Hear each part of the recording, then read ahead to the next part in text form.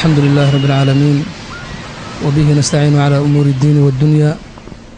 وصلى الله وسلم وبارك على نبينا محمد وآله وصحبه أجمعين. أما بعد الله يا مهد سبحانه وتعالى نقول كل مية ما لقوا كل ما ماشي هو خير كبدن ما أنت وحنكو سوقنا مقالة مكة المكرمة iyadoo aan ku jirno maalinta ama maalin la kulmo maalmaha ugu khayrka badan oo yawm al-jum'a oo aan rajaynayo inay tahay bacda salaat al-casr saacadii lagu sheegay inay tahay saacatul ijaaba.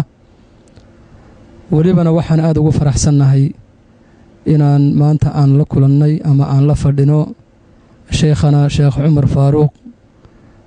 gurigiisa si aan uga faa'iideysano una weydiino masaa'il xilligan maanta aan ku jirna ay tahay in laga hadlo muhiim jiddan ah khaasatan wadciga Soomaaliya maanta ay ku jirto oo runtii wadci xaraja shacabka Soomaaliya iyo dalka Soomaaliya maanta xaaladda uu marayo masaa'il marka inta badan muran uu ka dhasho oo dadku ku murmaan ama aragtiyo kala duwan laga qaato inaanu bal sheekha aanu ka weydiino ayaan insha Allah ta'ala aan u nimid شيخنا خير الله سيو شيخ عمر جزاك الله خير كسو دو حلقة أنو ربنا أنو وحكاوي دينو مسائل كاس مسائل كشيخ عمر أنو هرتا أنو صا اختيارني ربنا أنو ما أنت وحكاوي دينو وحوي مسألة كسابسن ما أنت وضعك الصومالية محالة الصومالية وحلج وقتها إن يكجرت حالة فوضى oo ummadii ay uusan jirin maamul kulmiya kulligood wadanka Soomaaliya maanta wuxuu u kala qaybsan yahay tawaa'if iyo fi'aat iyo ahzaab nin walbana waxa uu isagu haysto uu ku faraxsan yahay kullu xisbin bima ladayhim farihun inta go'day ee magac kala sheegatay iyaga kuma soo qaadayna halkan laakiin intii kale yaa waxa jira ahzaab ama kooxo ama tawaa'if kala duwan oo mid waliba ay u aragta nafteeda iyadoo inay xaq u leedahay inay maamusho wadanka iyo dalka iyo dadka Soomaaliyeedba waxa dhaca marka xuduud baa la oofiyaa qisaas baa dhacda oo dil gaarsiisan oo xadka ugu sareeya xuduuda kale la oofiyaa oo ah in qofkii ama la karbaasho ama xubnihiisa xubin kamida la jaro ama la tacsiiro iyo wixii lamida dadka caynka sameynaya ma aha dad ummadda Soomaaliyeed kulmiyay ama ma aha ummad marka dawlad Soomaaliyeed lagu sheegayo ama ma aha dadka kuwa ka haysta fiqa caama oo loo arkay inay ummadda iyagu ay matalaan maamulkeeda iyo zimaamul umuur wal watan in ayagu gacanta ku hayaan balse ay yihiin koox isu xilqaanta iyagu inay oofiyaan ahkaamta Ilaahay oo dhici karta maanta intay gobol joogan barina gobolka laga qabsado oo gobol kale u guuraan barina soo noqdaan hadba meesha ay joogan marka ay xukunka ku fuliyaan marka oofinta xuduuda Soomaaliya maanta dawlad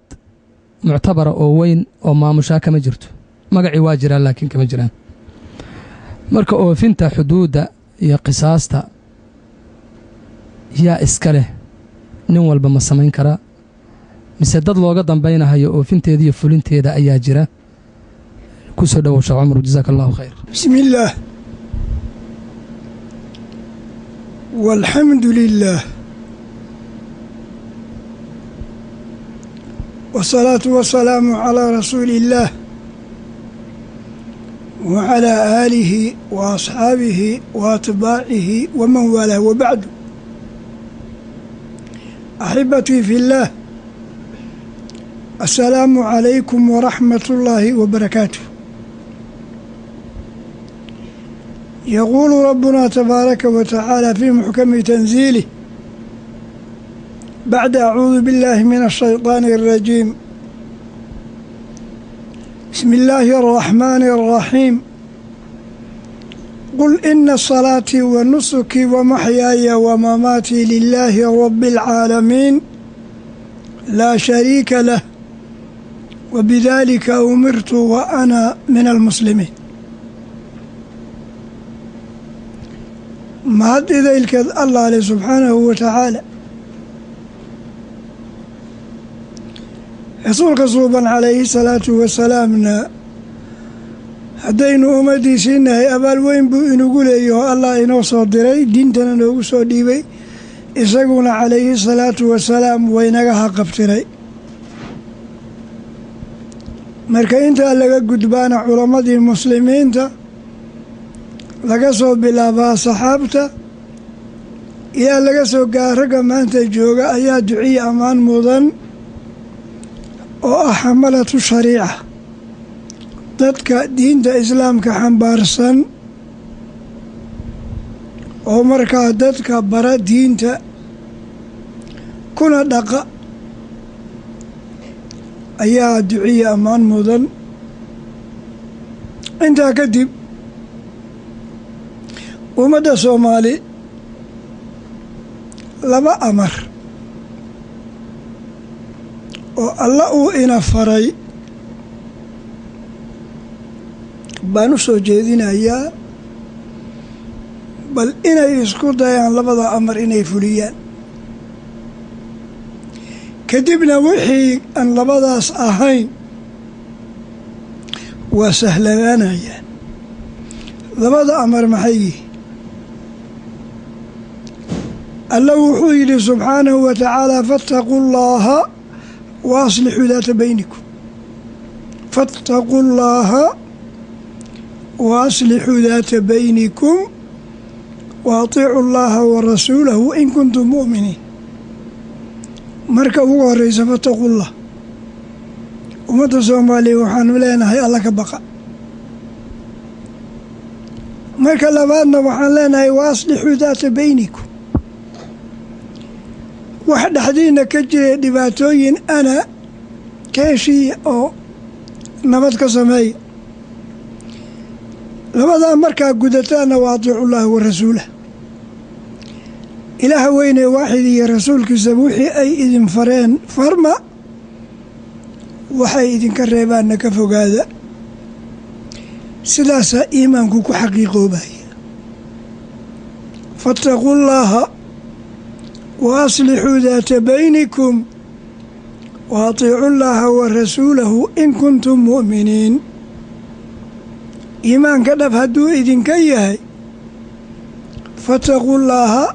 wa aslixuu daata baynikum wa atiicu llaaha wa rasuulah alliya rasuulka taladooda yeela ilaaha weyn ee waaxidana ka baqa dhibaatooyinka aad kala tabanaysaanna ka heshiiya oo sida islaamka uu ku teliyey ka yeela sidaasaa markaa iimaankiinu ku xaqiiqoobayaa faataquu llaaha wa aslixuu daata baynikum wa atiicu llaaha wa rasuulahu in kuntum mu'miniin wabillaahi towfiiq jasaaka allah khayr sheekh cumar kolleyba mas'alada ku saabsan oogista xuduudda iyo qisaasta maanta soomaaliya laga sameeyo waxaan su-aashaas aan ku weydiinaya waxaa weeye 94 mise 95 waxaa soomaaliya khaasatan magaalada xamar ka abuurmay maxkamad layidhaha maxkamad islaamiya oo dhinaca waqooyi loo yaqaano ama dhinacii markaa uu maamulahaya cali mahdi maxamed amni iyo istiqraar bay keentay sheekh cali dheere ayaa ka ahaa qaadi xuduud buu ku oofiyey qasaasna wuu ku oofiyey amni baa la helay hase aatee wixii waxay noqdeen waxaan meel fog gaadhinoo hal maalin baa lugta lagu dhuftay dadkii gacmaha la jaray ama addimada la jaray ama la karbaashay ama la tacsiiray ama la xidhay ama la dilay ee loo cuskaday kitaabka ilaahay iyo aayadaha qur-aanka loo cuskaday wuxuu iska noqday waxaan aasaas adag ku taagnayn markiisii hore wax ay koox yar intay ku heshiisay markaa oo naftooda si ay amni ugu helaan kitaabka ilaahay ku qaatay laakiin lagu xeel dheeraado layidhi xuduud aan oofinno oo kitaabka ilaahay aan ku dhaqanno laakiin aan loo samaynin ta'siis adag oo markii meeshii la rabay siyaasiyiintii meeshii ayagu rabeen ay la gaadheen hal maalin lugta lagu dhuftay xukunkan marka dadka laga oofinayo in dowlad sal adag iyo maamul adag iyo xaakim adag uusan maanta waddankeennii ka dhisnayn ee sidii daruur rooboo intay meel ku da'day ka qaadday maamulka maanta jiraa uu la mid yahay xuduudda lagu oofinayo maanta oo welibana jaanib kale markii laga eego la dhihi karo waa xillulfitan waqtulfitan oo maanta qofku waxa uu samaynahaya tihba ummaddu ku jirtaa ma aha xilligii xuduudda la oofin lahaa ama qisaas la oofin lahaa dadka maanta samaynaya xuduudda inay oofiyaan min naaxiya markaan ka eegno soo lama dhihi karo xukunkaas ma aha xilligiis lama gaadhini waa lagu degdegay ee midooba oo dowlad waaxida samaysto xaakim waaxida waddanka u sameeya kadibna amarka xaakimka ha lagu shaqeeyo xuduudda ilaahay ha la oogo bismi illaahi araxmaani araxiim wabacdu waa sida aad u sheegtay arrimuhu waa kala horreeyaan waana kala culus yihiin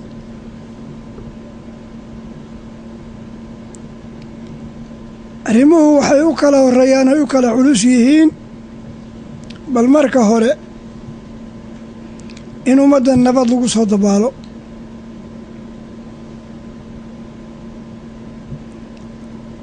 nabaddana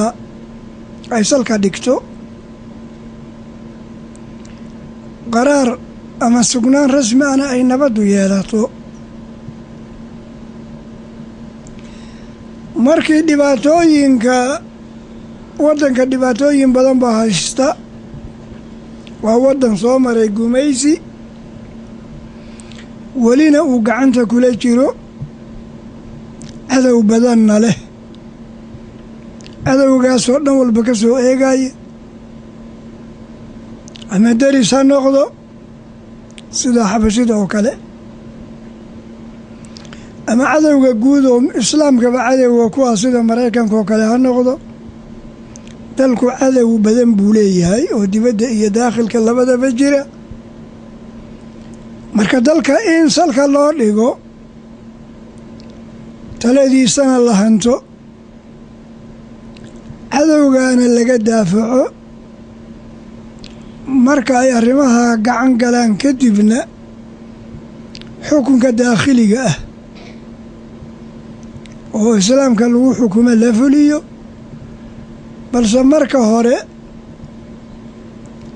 waxay hadda soomaali joogtaa fattaqullaha wa aslixuu daata baynikum fattaqullaha wa aslixuu daata baynikum wa atiicu llaha wa rasuulahu in kuntum mu'miniin allana ka baqa dhibaatada dhexdiinna ka jirtaana ka heshiiya haddaad mu'miniin tihiinna alle iyo rasuulkiisa maqloo ka dambeeya halkaasay joogtaa arrintu saasaan ummadda kula talinaynaa allana in laga baqo dhibaatooyinka jiree la kala tabanayaana laga heshiiyo lana midoobo ummaddu waa ummad diinta ku walaala sida allaba u yidhi subxaanahu wa tacaala inama almu'minuuna ikhwa rasuulkuna sidoo kale calayhi salaatu wasalaam almuslimu akhulmuslim qofka muslimka ah qofka kale ee muslimka waa walaalkii baa rasuulku yidhi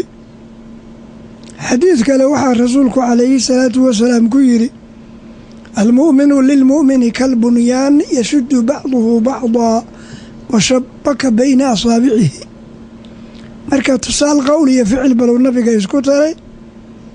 afkiina sidanuu ka yidhi almu'minu lilmu'mini kalbunyaani yashuddu bacduhu bacda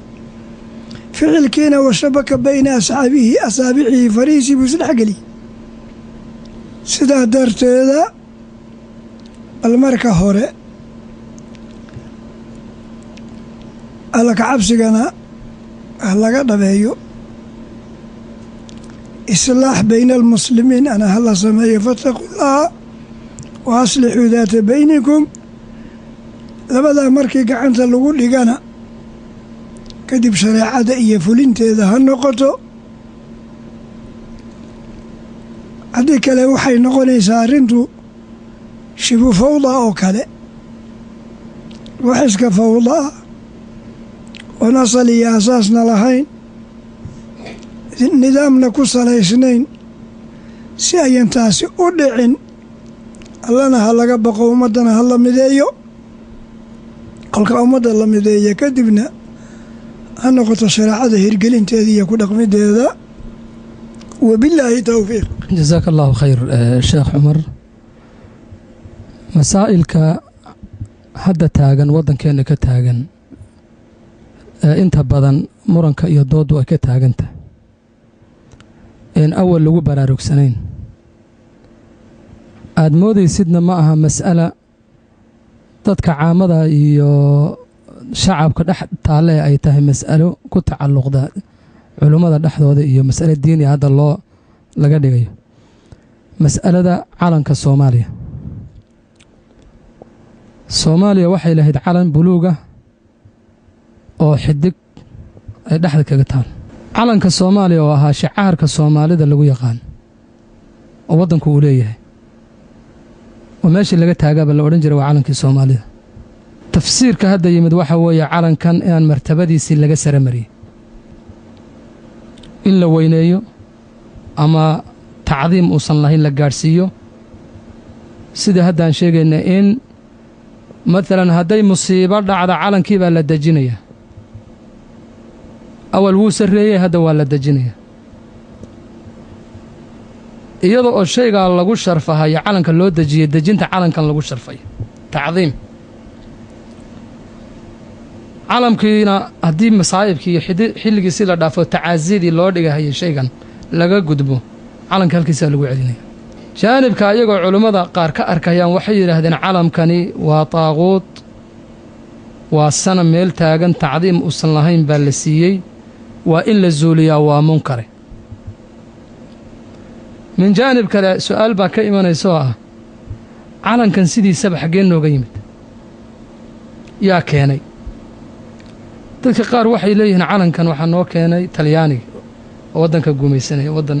soomaaliya gumaysan jira waxay leeyihin calankan isticmaar baa noo keenay meeluu ka keenayna lama yaqaano ujeeddo u lahayn lama yaqaano waa su'aalaha hadda la keenaya weye ee taagan annagoo u arkayna markii hore aragti ahaan calanku inuu yahay shicaar soomaalidu leedahay sida adduunka oo kale oo lagu aqoonsanahayo soomaaliga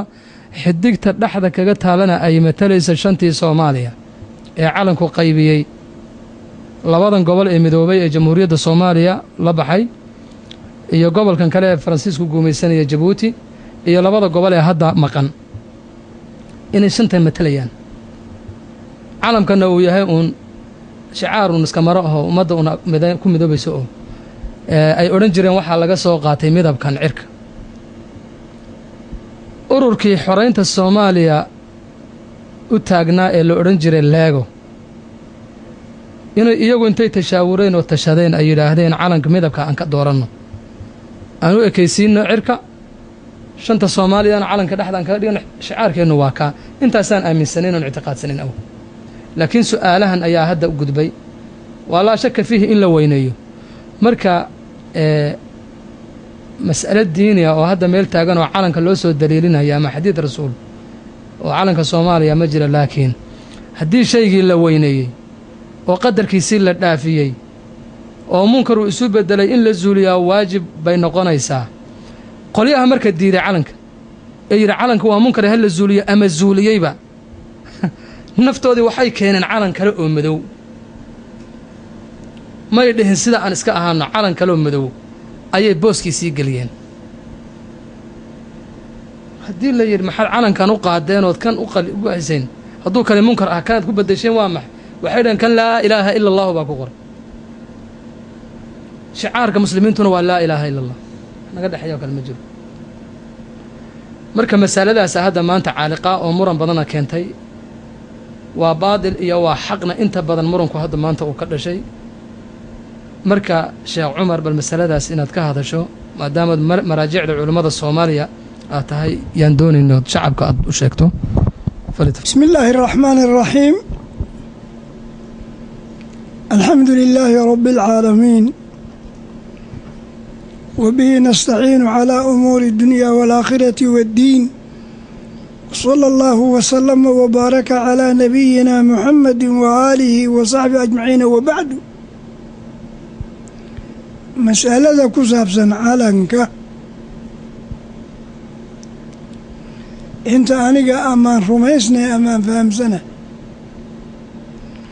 وإنو يهي علامة أمد ولاده برتلمامات أمد ولاده هيوي odayaalkii abaabulay qarannimada Soomaali ayaana ikhtiraaxiisa iyo tala bixintiisa lahaa sida uu hadda yahay ama midabka uu leeyahay ayayna u garteen kadibna ummaddiina isku raacday isagiina sidii buu u noqday bartilmaamee dalku leeyahay sidaasuu haddana baaqi ku yahay xagga qiimaynta iyo tixgelinta waa mudan yahay maadaama uu yahay calaamo guud oo ummaddii kulmisa in la qiimeeyo la tixgeliyo waa uu mudan yahay tixgelintiisa iyo qiimayntiisana dee mid cibaado shaqo kule ma ah looma tukado looma soomo wax intaa calanka uu jireen jiray ansdhaana waxa kani taqarub alla loogu dhowaanayaa loola dan leeyahay maanu aragee waxay ahayd calaamad dalku leeyahay oo dalka lagu aqoonsado dadkuna isla gartay odayaal ummadda ka mid oo hormuud ahaa xilligoodiina ay soo jeediyeen intaa unbuu ahaa kolka wa min annaasi man yajcalu alxabba qubba dad baa jira xabad masagaa qubbad la ekaysiinaya sidaa daraaddeed wixii siyaadaada ee lagu daray oo la yidhi waa daaquud oo waa la caabudiyey waxbaa la yeelay waxaan horaan lahaa mas'aladaas marjixa loo sameeyo dalku culumuu leeyahay cuqaalna waa leeyahay waxgaradna waa leeyahay waayeelna waa leeyahay dhallinyarona waa leeyahay haweenna waa leeyahay wixii dal uu leeyahay oo dhan baa dalku leeyahay marka masaladii marjixiyaha loo sameeyo haddii sharci laga hadlaayo waa in culammada dalku uu leeyahay la ururiyo mawduucana la hordhigo iyaguna ay ka baaraan degaan oy qaadaan dhigaan go-aan ku salaysan diin oo adilo leh xadiis iyo qur-aanna ay soo saaraan oy ku xuskiyaan markaana masaladii masale ay noqoto diini ah laakiin in wixii lagu fuudaado oo marka wixii la doonaba layska yidhaaho taasi maya masaladii marjiciyaha loo sameeyo culammada dalka ha la kulmiyo ha la hordhiga mawduucan calanka tala ka soo jeediya ha la yidhaaho iyaga ha ka munaaqashadoono bal wixii mafsado ku jira iyo wuxuu masaalix leeyahay iyo wixii waddanka uu u hayo iyo meeshuu kaga beegan yahay qaranka iyaga intay ka munaaqashoodaan ay qaadaa dhigaan go-aana ka soo saareeno sidaasaan ku talin lahaa wabillaahi towfiiq isla mas'alada calanka sheekh haddii jaanib kale laga eego waxaad arkaysaa calanka markii laga hadlayo weynayntiisa ama qadarintiisa iyo ixtiraamkiisa in mararka qaarkood aad isleedahay sida calankan looga murugoonayo ama looga tiiraanyoonayo ama looga fikirayo loogama fikira dhiigga muslimiinta أما اللوغما فكر الدين إلهي. على سبيل المثال تساله دان سوق هذا calanka Soomaaliya waxa lagu gubay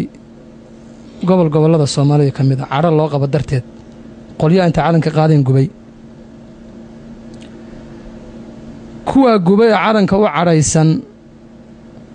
waxay u arkeen madarrada ugu weyn ee ku dhacday iyaga dibka soo gaareen calanku sababiyo calankii kula dul dhaceen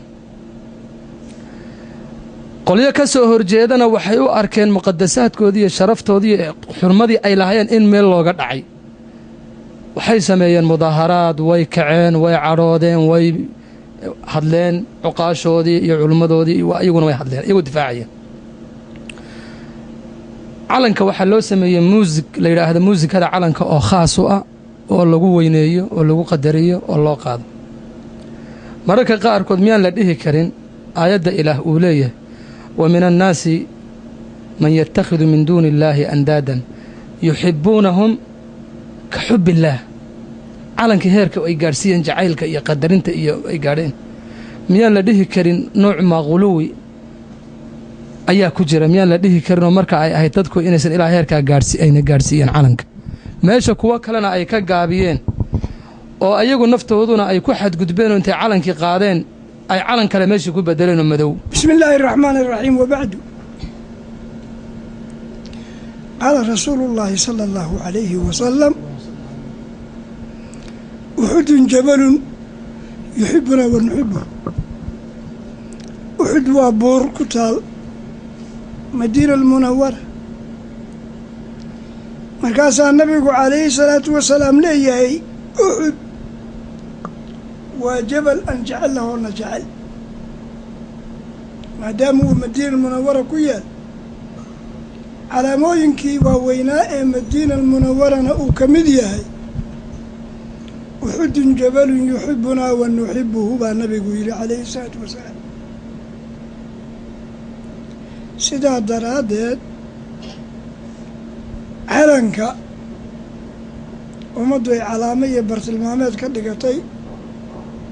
وقنا دقتي مدني ماذا هذا لنا قاتي مركي قبني ماذا لقاتي waddanka oo kala gogo'naa oo gumaysasa xariiriyey gobol ba meel geeyey markii rabbi alla ka dulqaaday oo gobolladii waddanka ay isu yimaadeen bay calankan samaysteen oo tilmaamaya midnimada waddanka uu midoobay midnimada waddanka midoobay baa calanka laguna aqoonsaday laguna tixgeliyey saasaa loo tixgeliyey oo la fiiriyey marka bartilmaameed waddanka inuu u yaho calaamo u yahay maahee wax calanka caabuda oo shacaa'irtii islaamka ee ilaahay noo jideeyey nabigana ina baray wax ka mida salaadii sakadii soonkii xajkii looma sameeyo calanka shaqana kuma leh laakiin waa shaciira ka mid ah ama calaamo ka mid a calaamo waddanka uu leeyahay oo lagu aqoonsaday gumaystihii waddanka qaybiyee kala googooyey markuu ka dulkacay waddankuna uu madax bannaanaaday madax bannaanidaa waddanka uu madax bannaanaaday baa calanka lagu saleeyey iyadii baana looga dhigay mana aha wax Soomaali u gaara waa waxa dunida camima oo dal ka mid ah dalalka adduunka muslim iyo gaalatoona oon calan iyo calaamo lahayni male kolka sidaa daraadeed wax dhibaato calanka uu dalka ku hayaana male tixgelintiisa iyo qiimayntiisana wax dhibaato oo ay leedahay male hadday markaa ummadda waxgaradkeeda ahluxalli walcaqdi baa jira wax la yihaa hadday culamada iyo nabadoonnada iyo duubabka iyo cuqaasha iyo dadka noocaasa intay kulmaan haddii intay kulmaan ay wax talaa ka soo jeediyaan arkideeday leedahay laakiin ku fuudaashada hadda calanka ay dad dhallinyaro ah isaga fuudaanayaan kana fadwo bixinayaan leeyihiinna waa daaquud iyo waxaasuu yahay waxaan u arkaa inay tahay wax saflaboodnimo ah meeshan aan ku jirin loona baahnayn ee hadday tala jirto hala kulmiyo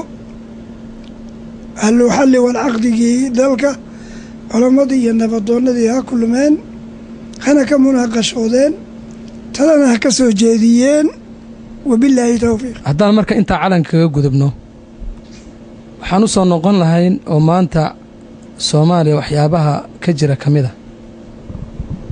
mas'alada ku saabsan qubuuraha soomaalidu waxaan ognahay oo nin walba ka dheragsan yahay inay jiraan in badan oo annaga naga mida soomaaliya haddaan naho qubuuraha weyneeya oo ixtiraama oo xaddii sharcigu uu u xadeeyey dhaafiya iyadooysan aqoon darran ahayn cilmi darran ahayn qaarkood way dhisaan qaarkoodna masaajidayba dhex geliyaan qaarkood way ku ictikaafaan qaarkood way barakaystaan waa haluuma jar waxyaaba badan baa iska jira iyadoo munkaraadkaa faraha badan soomaaliya yaal ilaahay fadligii humma dacwadii culummadu ay guteen gadaasheeda ijaabiyaad fara badan soomaaliya laga gaadhay ilaahayna dacwadii barakada badnayd ee dadkii saaxada soomaaliya dacwada iyo duruusta ka waday caadaad fara badan oo jiri jiray ilaahay uu ku qaaday dacwadaas barakaysa haddana maa zaaluu inay jiraan dad weli qubuurihii dul fadhiya oo barako weydiisanaya oo welibana dhisaya oo welibana masaajid ka dul dhisaya dhibka iyadoo jiro oo dacwo lagu wado oo in badanoo ka mida laga guulaystay in badanoo ka midana ay toobad keeneen in badanoo ka mid ay ka soo laabteen qaar ka midana weli ay dambeeyaan yaa waxaa yimid dhallinta maanta soomaaliya ka jirta ee hubaysan inay weerar ku qaadeen maxallaadkii ama qubuurihii dhisnaa ee ama masaajid laga dul taagay ama iyaga kor loo qaaday ama la barakaysanaya way dumiyeen qaarna way faageenoo lafihii bay ka bixiyeen meelay geeyeen lama yaqaan way xasayeen munkarkaas zuulintiisa waxaa ka dhasha marka mararka qaarkood raddulficli qolyihii u xamaasaysnaa qubuuraha inay iyaguna weerar qaadaan kuwii munkarka zuulinayay iyo kuwii difaacayay munkarka ee hubka u sitay in hub intii layskala daaro dad abriya oo masaakiina ay ku dhammaadaan ama suuqa joogeen ama gurigooda xabaddu ha ugu tagto ama qaxa ku yimaado ama dhibaato kale ha dhacdo marka qubuurahaas dumintooda iyo munkarkaas zuulintiisa ee xoogga loo adeegsanayo ee munkarkaas zuulintiisa munkar ka weyn uu dhalanayo miyaan la dhihi karin dumistooda iyo zuulintooda bal ha loo suga ee dacwadii sidii hore loo wadi jiray ha loo wado ee dadna uusan ku dhiman jirin mafaasid waaweynna ayna ka dhalan karin muran wuxuusan ku jirin waxaa ummadda soomaali ka hallaabay ama mar hore ama mar dhexe iyo marka hadda la joogaba sababka ugu weyne inuu yahay jahli aqoon la-aan diineed yaa wixii dhiba ee dhacay sababtay xalku muxuu noqon karaa ummaddoo jahligaa laga saaro oo diinta la baro ayuu noqon karaa habka marka diinta barideeda iyo munkarka suulintiisa ilaahay subxaanahu wa tacaala qur-aankiisa kariimka uu ku tilmaamay rasuulkana sunnadiisa mutaharada wuxuu ku tilmaamay xoog iyo shan farood iyo calaacal iyo qalmaroojin ma aha udcu ilaa sabiili rabbika bilxikmati waalmawcidati alxasanati baa alla yiri udcu ilaa sabiili rabbika rabbigaa jidkiisa dadka ugu yeer maxaad adeegsanaysaa marka bilxikma murti waalmawcidati alxasana nabiga calayhi salaatu wasalaam canaan weyn buu ka soo jeediyey asxaabta markuu ku lahaa inna minkum munafiriin waxaa idinka mida dad dadkii kale eryaaya canaanta intaa la eg ee heerkaa gaartee nabiga ka caraysiisay maxay ka timid waxay ka timid salaad la dheereeyey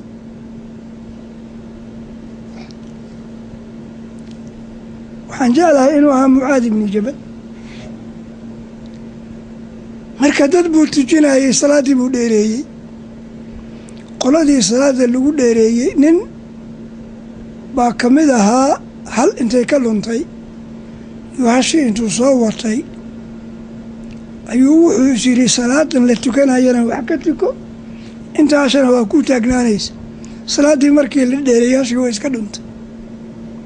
ninkiina kolkuu salaaddii xeetay kadib walaa tubdiluu acmaalakum buu soo xusuuso wuu ka bixi kari waay cabashadii markay nabiga soo gaartay nabiga waa ka canaantomay inna minkum munafiriin buu yihi dad dadka kale eryayaaba idinku jira kolkaasuu yidhi fa ayukum ama linnaas qofkii dadka imaam u noqda falyukhafif ha fudaydiya salaad ciladii buu ku daray nabiga xukunka markuu cilo watay yaa buu leeyahay macaan gaaruu leeyahay fa ina min waraa'ihi adaciifa waalkabiira waasakhiira wadalxaaja buu yidhi maxaa yeelay dadka kugu daba tukanaya afartan nooc baa ku jirtay wax lamida fa ayukum ama linaas falyukhafif fa ina min waraa'ihi daciif iska tabar yaro jilcan waalkabiir waayeen adkaysan karin wasakhiir ilmo yar wadalxaaja middan le wa ayukum yusallii liwaxdihi falyutawil maa shaa salaatuley haddaad tukanayso laba ragcadood hadday tahay midna awalka ku akhri midna aakhirka ku akhri ragadaasa wa ayukum sallaa liwaxdihi falyutawil kiina keligii tukanaya ha dheereeyo inta uu rabo laakiin kiina dadka tujinaya falyukhafifa fudaydiyo maslaxada marka ummadda fiirinteeda heerkaasay gasho salaaddii baa la isugu tegey ninkii dad tujinayaa fudaydiyo bay noqotay markaa maslaxatul umma danta ummadda waa muhim lilgaaya tixgelin iyo fiirin bay mudan tahay daryeelid bay mudan tahay ummadda waa in loo dabciyo oo loo naxariisto oo la khafiifiyo arrinteeda laakiin wixii adan cid kale ku waxyeelaynaynin kula wadaagin adiga kuu kooban saa doonto ayaad shareecada u waafajin kartaa sidaasaa nabigeennii suubanaa ka sugnaatay calayhi salaatu wasalaam kadib waxaa weeye waa in ummadda danaheedana la ilaaliyo dhibaatadana laga dhowro xirma qaboojin baa la yidhaahdaa kolkaad caruur u xiirayso madaxa la afuufa oo sakiintii iyo waxaa la ysku dawada afuufidii kolkuu marka ilmihii ama dhaqaaq ama boodo maya ku xanuujin maaye raalli iska hawo kolkaas sakiintii iyo waxaa la ysku dawadaa afuufidii xirma qaboojin baa la yidhi kolka waxaa la rabaa inay meesha xirma qaboojinay ku jirto ummadda loo naxariisto si tartiib oo deganna wax loogu sheego canaanta aan sheegnays nabiga canaantamay salaad la dheereeyey ka timid kolkuu saxaabigii salaaddii dheereeyey ma'muumiintiina ay xoogaa ku yar rafaadeen qaarkoodna dhibaataba ka soo gaarto neefkii uu watay baadida ahaa ka lumay baa nabigu yidhi inna minkum munafiriin qaarkiin baaba ummaddii kala eryahay fa ayukum ama linnaas falyukhafif amarkii rasuulka w iyada oo ayn kuwan salaada u daran ay un salaadooda nuuxnuuxsiga tahayna tan ma deliishan karaan waxaynu deliishan karin nabiga markuu u tilmaamayay qiraa'ada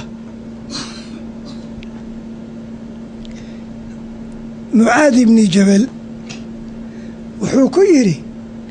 ayna anta min sabix isma rabbika alaclaa walleyli idaa yakshaa washamsi waduxaahaa xaggee suuradaha aad u dirdirtay buu yidhi laakiin annaga qul huwallaha naftii u keennay iyo labada qulacuudu baa naftii u keennay maba ogolin salaadii in xoogaa qiraa'adiina la dheereeyo iyadiina rukuucdeeda sujuuddeedii la xasiliyo kolkaa waxay noqotay wax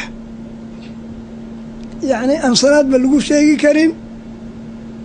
kolka ninkan markii la canaantay kolba qur-aan dheerdheer buu akhriyey waxaadna ka garan waxaa la yidhi sabix isma rabbika alaclaa maxaad u arki weyda oo u aqri weyda walleyli idaa yakshaa maxaad u aqrin weyda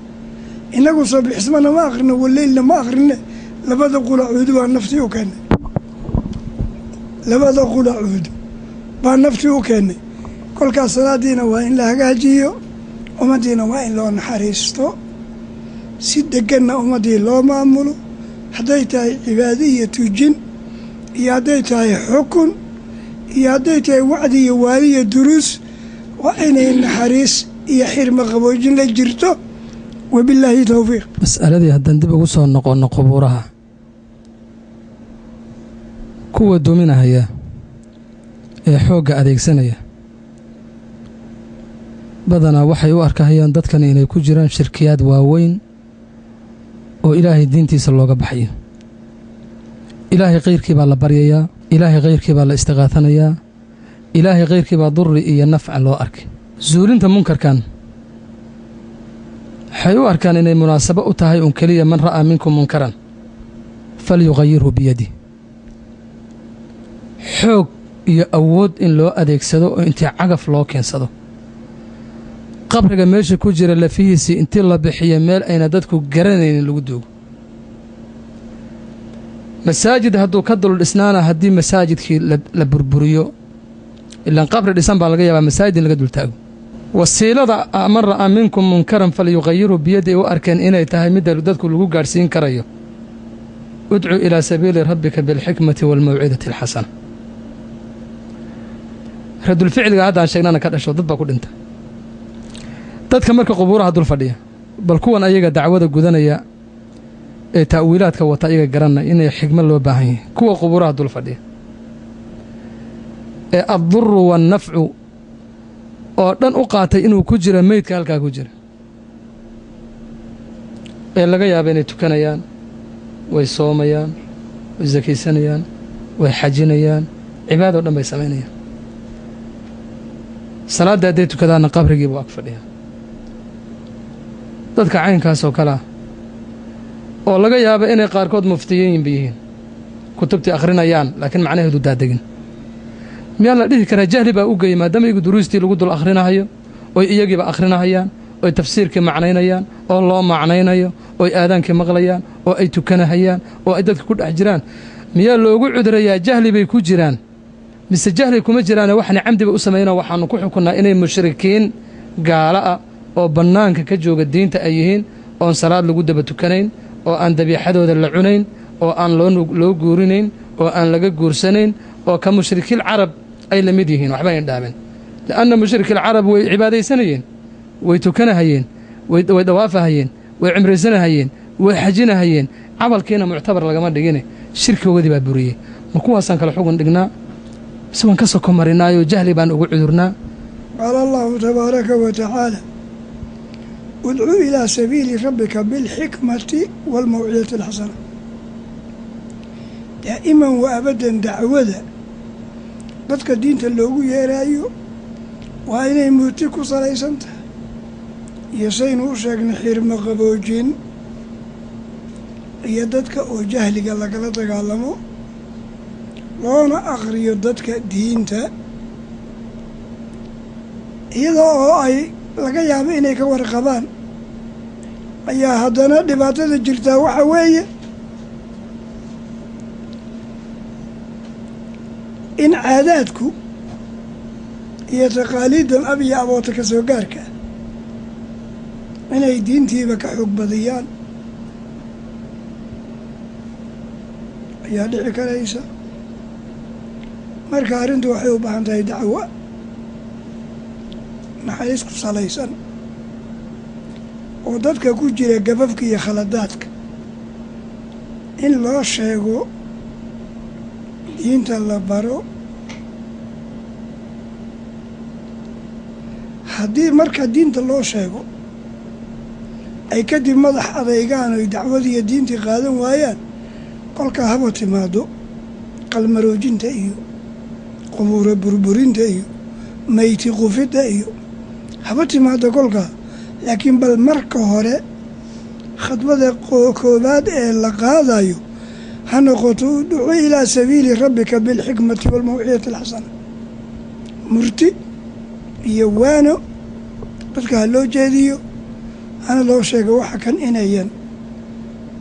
diinta waafaqsanayn. maxaa yeelay waxaa laga yaabaa iyagu naftooda waxyaalaha qaarkood waxay u samaynayaan iyagoo isla diin bay luku leeyihiin, waxaana diin lukuma leh. kolkaa dhibaatada aniga waxaan qabaa ummadda soomaaliya waxaa ka hallaabay, waxaa ka haleeyey jahli inuu yahay oon fahmi camiiqa aan diintii la fahamsanayn. huuhaa un baa la iska rumeeyey oo wax la mooday, marka jahli baa jira. kolka ummadda in jahliga lagala dagaalamo oo diinta la baro, tawxiidka ummadda loo aqriyo oo xaqa loo sheego, waxaan qabaa inay ku fillaan doonto inshaa allahu waxyaalaha huuhaada ahee jiree baatilka ah oo ay ka mid tahay qubuuraha la dhisaayo iyo wixii lamida. waxaa jira inay jahli tahay lagu garanayo meela saas u dhisan oo lagu kor dhintay oon wax ku jiraaba la arag. markii dambeba wahmi waa la isticmaalayoo niman khuraafadaas ka faa'iidaysto ummadda ku cuna ayaa odhanaya reer hebelow odagii awowgiinahaa meeshana laga daalacdo ka soo baxay. odagii ama xabaashiisiiba lama yaqaan ama meel durugsan buu ahaa. kadib meel bannaan unbaa inta la fadhiistaa waxaa la odhanaya ow hebel oo dhalay reer hebel baa yidhi wixii iga danle meesha ha iga dayeen. kolka meelaan wax jiraba la arag ayaa la fadhiisanaya oo waxaa lagu samaynaya. meelahay soomaalida tagto waxaa ugu weyn ama kuwa ugu weyn ka mida biyooley oo kale. sheekh weys baa lagu sheegaa. sheekh weys lama xabaalin ilaa waa taariikh aynu garan karnoonba dheerayne. xilligii daraawiishtii bay ahayde niman daraawiisha oo ka soo duulay beledweyne oo farac ina cabdulla xasan meesha uga furnaa ayaa intay meesha yimaadeen xabadeeyey. wadaadka aw uweysa meeshuu ku jiray. wabilaahi towfiiq. jazaaka allahu khayr sheekh cumar. xigmooyinkaada faraha badan eed ku dartay kalimaadkii ama su-aalaadkii aan ku weydiinay. su-aashaan jeclahay inay ugu dambayn doonto su-aalaheenna galabta oo galab jimco ah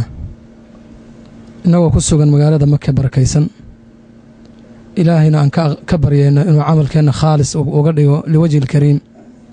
nagana aqbalo. ugu dambaysa waxa weeye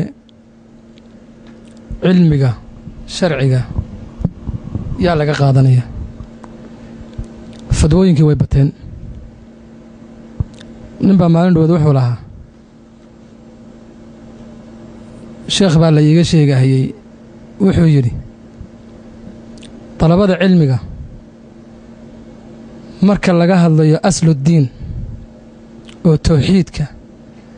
marka laga hadlayo alwalaa walbaraa, fadwo culummada in loogu laabto uma baahna dalabadu iyagaa fadwadooda xambaarsan naag la furay iyo nikaax iyo beec iyo faraa'id iyo axkaamtaasaa culummada ayay noogu yimaadaan min tawxiid marka la yidhaaho daalibka ugu yar isagaa jeebka wato wuxuu le sheekh anaa taa ka aqaan hebel waa gaal hebel waa faasiq hebel waa mujrim hebel waa mudan yahay hebel in la dilo masaa'ilka ku saabsan caynkaas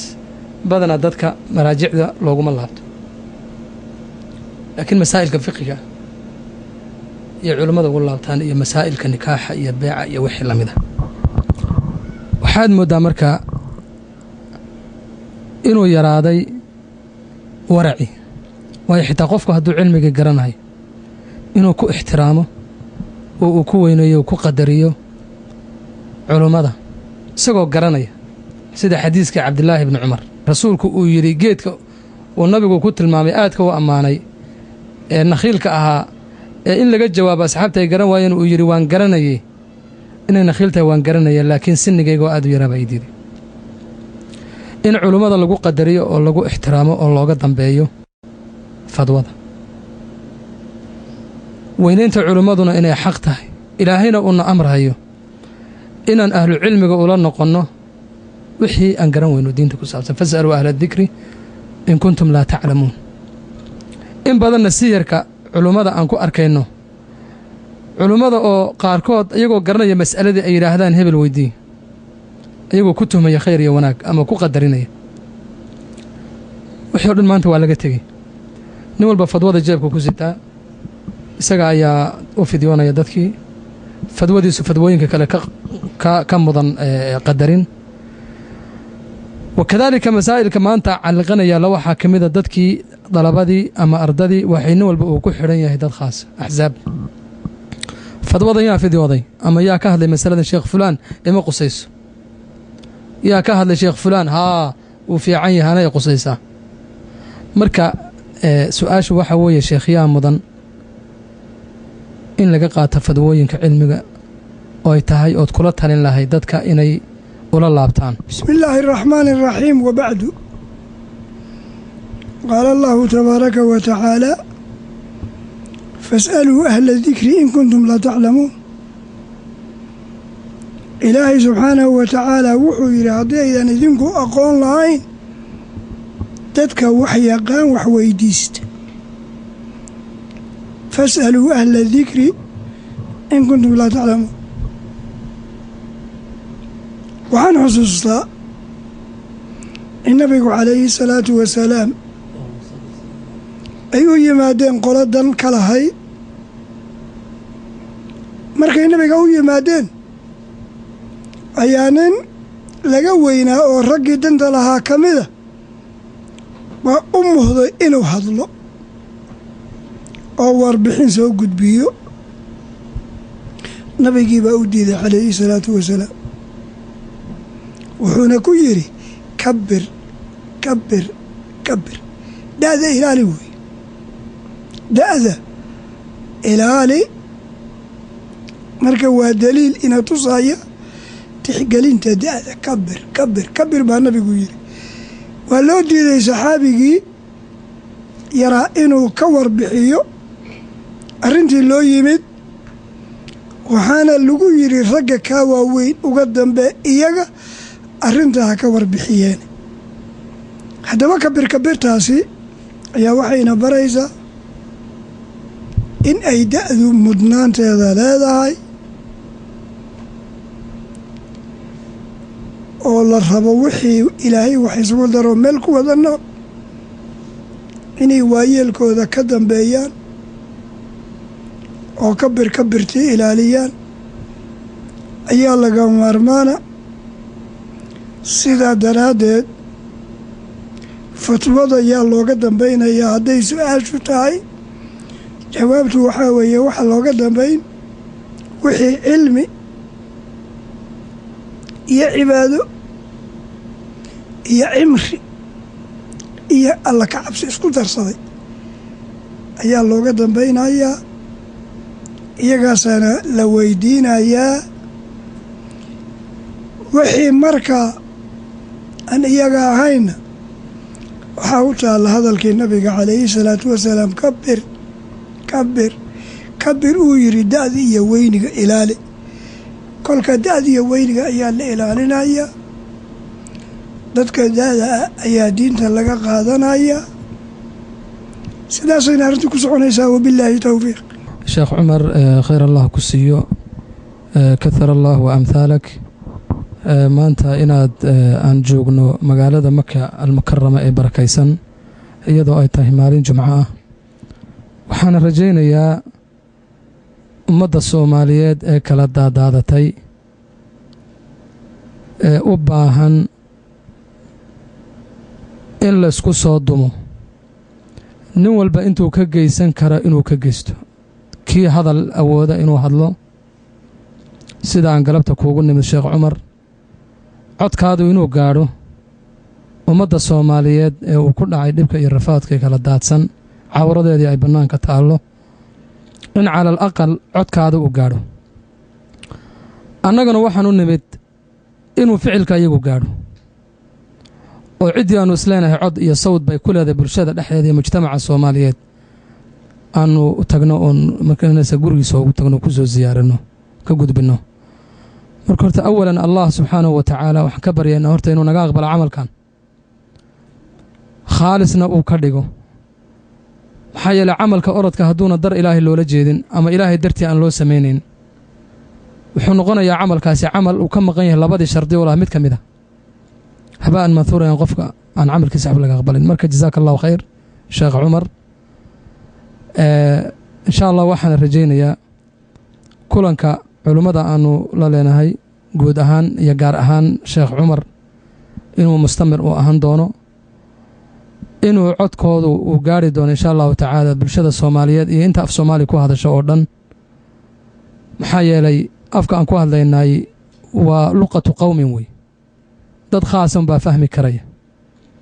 waana luqada ay tahay in loogu gudbiyo ummadda ayada si ay u fahmaan liyubayina lahum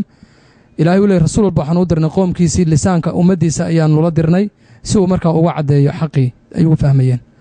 marka jazaaka allahu khayr wa kathara allahu amthaalaka wa jacala allahu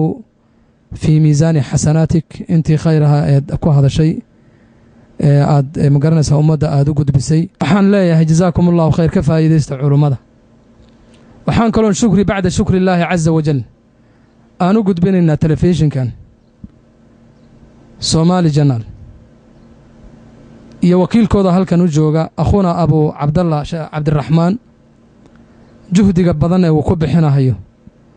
sidii ay u gaadhi lahayd ummadda soomaaliyeed ama kanaalkan uu u noqon lahaa kanaal anfaca ummadda soomaaliyeed